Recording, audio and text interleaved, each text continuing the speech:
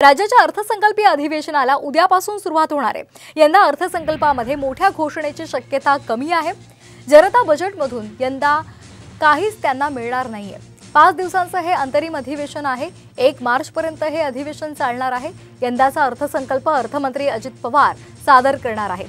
27 February रोजी राज्याचा अंतरिम अर्थसंकल्प दोन्ही सभागृहात सादर केला जाणार आहे। यंदा अर्थसंकल्पामध्ये मोठी घोषणा होण्याची शक्यता कमीच आहे। दरम्यान या अधिवेशनामध्ये कुठल्याही प्रस्तावावर चर्चा नाहीये आणि त्याचबरोबर लक्षवेधी सुद्धा मांडली जाणार नाहीये। यावरून विरोधी पक्षनेते विजय वडेट्टीवार यांनी टीका केली आहे।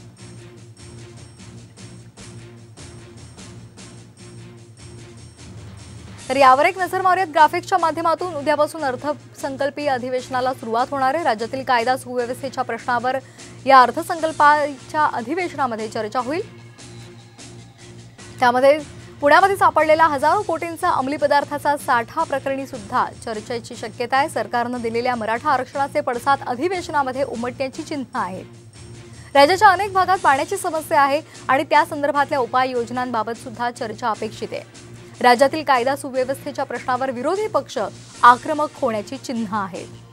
भाजपचे आमदार गणपत गायकवाड यांचा भर पोलीस ठाण्यामधल्या गोळीबार प्रकरणी सुद्धा या अधिवेशनामध्ये चर्चा अपेक्षित आहे।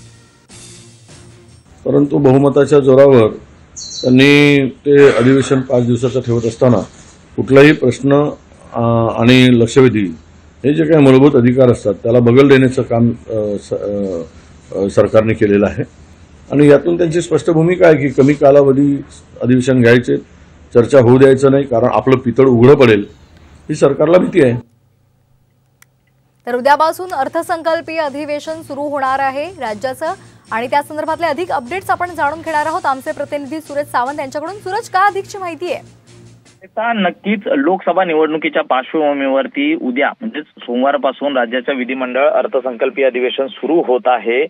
दुसऱ्या दिवशी म्हणजे 27 तारखेला लेखा अनुदान अर्थात अंतरिम अर्थसंकल्प हा सादर केला जाणार आहे।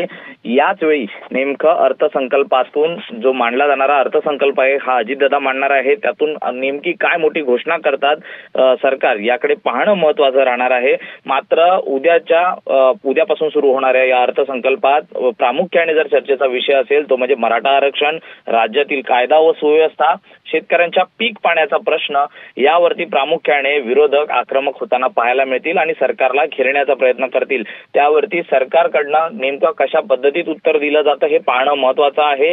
प्रामुख्याने जर पाहिलं तर ड्रग्सचा प्रश्न महत्त्वाचा आहे। त्याचबरोबर गणपत गायकवाड यांच्या गोळीबारावरनं विरोधक हे आक्रमक होताना पाहायला मिळतील आणि यानंतर सरकार नेमकी त्यांची भूमिका कशी मांडतं हे पाहणं महत्त्वाचं राहील। त्यामुळे अर्थसंकल्पीय अधिवेशनात मोठ्या घोषणेसोबतच कुठेतरी विरोधकांना तोंड देताना सरकार नेमकं कशी भूमिका घेतं हे पाहणं महत्त्वाचं राहणार आहे।